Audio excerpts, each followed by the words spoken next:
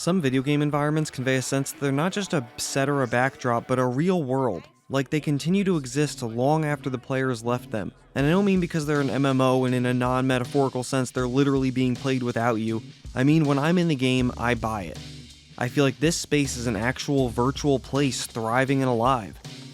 So, in order to show my appreciation and have an excuse to play just a few of those, I've decided to make a video about them in descending chronological order. Thank God we all agree on what this means and there's absolutely zero dissent about what alive equates to in this context. Obviously this list is going to be completely objective and none of its contents or placement are just my opinions. I asked all of your closest friends while you were asleep, and they said these are the top 10 living worlds in games. Nothing I can do about it. The first game I get to talk about is Skyrim. I know it's gotten a lot of slack in recent years, but when it came out, Skyrim felt like the game. It had everything: swords, magic, first and third person camera, towns filled with NPCs going about their business, ignorant to my dragon slaying ways. They all go to sleep in their own bed at night and follow a regular routine during the day. Towns are structured well enough to be sorta believable little settlements, and we get pulled into random encounters against a big ol' flying monster sometimes. Unfortunately, despite being ahead of its time in 2011, the flaws of Skyrim have, as of now, had over 10 years to fester and turn into genuine problems. I used to be an adventurer like you. Then I took an arrow in the knee. That is weird. Nobody talks like that. Even so, despite the years and the dialogue awkwardness, I still think the 5th Elder Scrolls deserves a spot on here for what it did. Although I have a harder time connecting to it now, at one point I would have given anything to live here instead of in the real world. But you know what the real world has that Skyrim doesn't? Metal Gear Solid 5. I wanted to go with Snake Eater initially, but wound up picking the Phantom Pain for a few reasons. First and foremost, the sense of immersion. That I need to be picked up by a helicopter and taken to locations that aren't organically connected instead of just being able to fast travel sounds like it would get annoying. And maybe it is for some people, but if I'm playing a stealth game, I'm looking to be patient anyway. Also, I could use that same helicopter to take me back to my base and get a shower. Needing to clean yourself is immersive. It's not just that kind of alive. Maybe the most impressive thing about Metal Gear Solid 5 is its vast array of NPC guards and their routines. You may choose to infiltrate at night because it's harder for you to be spotted in the dark, or because the guards need to sleep at night. Needing to sleep is immersive. A game that I feel handles the open space problem slightly better is number 8, Far Cry 3. Far Cry 3's map isn't just packed with activities, vehicles, and towns. It's also got tons of different animals scuttling about and plants to scoop up sometimes. Not only does the wide variety of fauna and flora make the world feel more alive, animal skins and plant parts are extremely useful upgrade materials. It makes an actual gameplay difference if I go out of my way to pick up that flower or shoot those birds. Birds scare the shit out of me. You could do just about anything in this game: burn stuff, snipe folks, drive a car, go for a swim, get got real bad by an alligator, Jesus Christ, burn stuff, be the one who does the getting, just chill and think about how much you love the rain. Or you could burn stuff. Outposts and the way we can attack them from any angle with any weapon are great, but fall short of Metal Gear Solid level. Still, I feel like it does an amazing job, in my opinion better than any other Far Cry, at conveying an environment teeming with life. Next one was the hardest to place. It's here for a pretty unique reason, and that's Elden Ring. Elden Ring doesn't feel alive so much because it's immersive. It kind of isn't. It's the most video game of all time. Elden Ring feels alive because its enemies are dangerous, because it's a huge interconnected open world, and more than anything else, because it's surprising. Even areas I've spent hours in and thought I completed with multiple characters still hold secrets left to be discovered, whether that's a new Ash of War, a secret boss who only shows up at night, or an entirely new cave I had no clue was there. Also doesn't hurt that it's gigantic and absolutely packed with enemies, weapons, and items. It's open and huge and explorable, but also amazingly well crafted. The world comes along with a sense of adventure and purpose that kind of gives it a life all its own. The sense of liveliness doesn't come from the plants or animals or people. What people? It comes from the environment itself. What is there now visibly and what my imagination assumes there could be. Next at number 6, another game that gets away with a lot due to post-apocalypse, Breath of the Wild. The Kingdom of Hyrule is home to all sorts of creatures, friends, foes, and fauna, all struggling to eke out a meager existence in what is now mostly a debris field. Open world games set in post-apocalypses... Is it apocalypses? Apocalypse. Open world games set in post-apocalypse often get away with telling us about a time where there was a bustling population, but you just missed it, sorry. Here's what's left of this civilization's corpse. Despite following that trope to a T, it still comes across as an extremely vibrant landscape because of how it looks aesthetically, all those creatures I mentioned, and how surprisingly interactive it is. There are towns, you can buy a house and fix it up, you can cook food, kill things, make them into food. Weather happens, you can kill things with the weather. Like in Far Cry, I can burn stuff, and sorta like in Elden Ring, I can explore and find new sights to marvel at. Even without all the interactivity, Breath of the Wild would still have one of the most organic, beautiful open worlds in video games, period. Speaking of the most beautiful worlds in video games, number 5 is The Witcher 3. Here to discuss the game is the best segue writer in the entire world, me! Thanks myself, that was actually terrible. The world Geralt of Rivia inhabits feels real to me because it's intended to. The fantastic magical elements are presented through the dark, grungy lens of reality. And as you know, reality is bleak, my amigos. Obviously, it's more than just the melancholic atmosphere and spooky monsters. The game feels like it's a living space because of the amazing sound design, because of the way everything moves, specifically trees in the wind. It also feels alive because of the stories. Not the overarching main quest, I mean all the many individual side stories and contracts.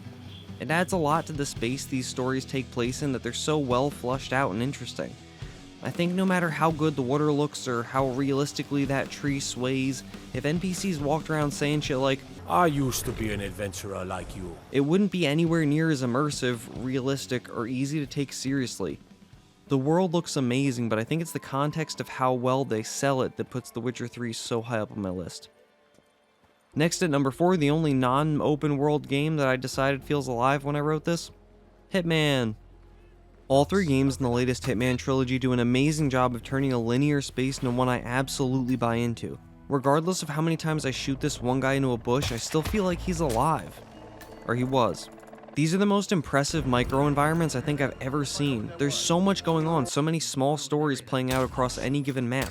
While obviously not as large and open as every other game on this list, being so focused on smaller levels, each with their own individual pre-built murder paths, makes a noticeable difference. Not to mention the social stealth aspect, not only are we blending into crowds, we're often working to isolate targets, knock them out and dress like them. People at work look like they're really at work, fans in a stadium cheering look like they're actually doing a big cheer. The lady driving this car looks like she's actually dead. You get the idea? Despite the smaller explorable area and linearity, and maybe because of those things, the World of Assassination trilogy contains some of the most alive-feeling video game spaces I've ever seen. In third place, bronze medal of liveliness, Grand Theft Auto 5. What is this shit? This world is incredibly impressive. I've spent countless hours driving around listening to the radio, struggling to find a music station I don't hate, and just absorbing the city. I can't remember the last time I was so impressed by traffic.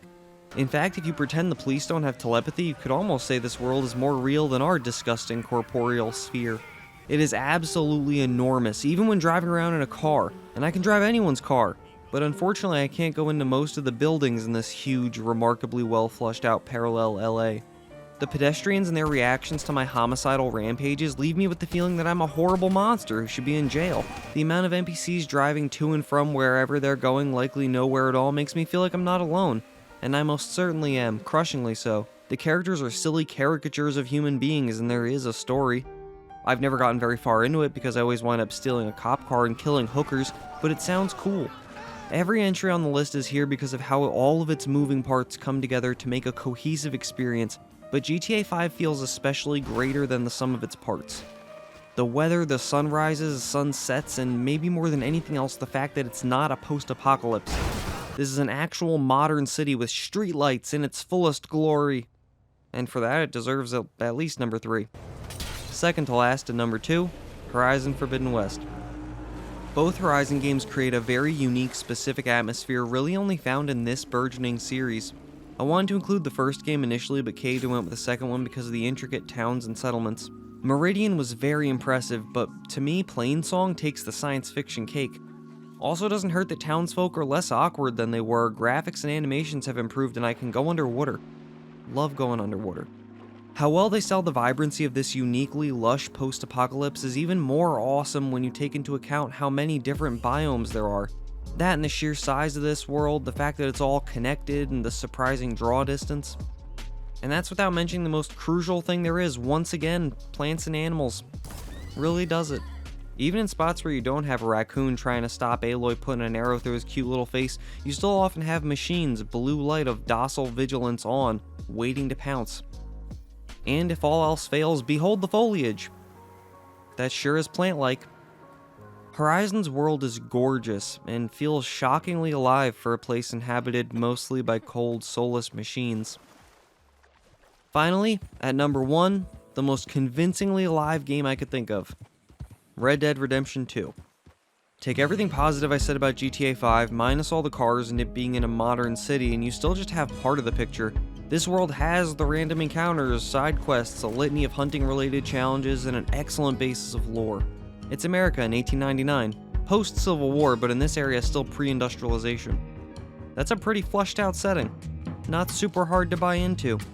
In addition to being a place filled with beautiful, vast open spaces, it's also home to a few memorable settlements. Every town is unbelievable, or too believable, and the first time I saw Saint Denis, my head exploded. I am now a dead person. Might also help that I've never actually seen 1800s horse and carriage America. That probably sells it a bit. And I can actually enter most buildings. But I should mention, there literally is less here. It's not quite the same cop-out as the post-apocalypse thing I talked about earlier, but being set historically when it is, they don't have to deal with skyscrapers and apartment complexes. There's no traffic, no cell phones, just people living in the moment. I'm not even saying any of those limitations are a bad thing. I think it all works very much in the game's favor, as does the momentum, pacing, and having a home camp to return to. Red Dead 2 has so many of the things that make every other game we've mentioned great, it would just feel wrong not to put it at first place. And that's my whole list. I hope this was enjoyable or helpful in some way. I'm going to put chapters in the description. If you have any games you wish were on the list, please comment below, both because I want to hear about them and it helps other people who are looking. Please also consider subscribing or clicking the like button. I'd very much appreciate it, and thanks for watching.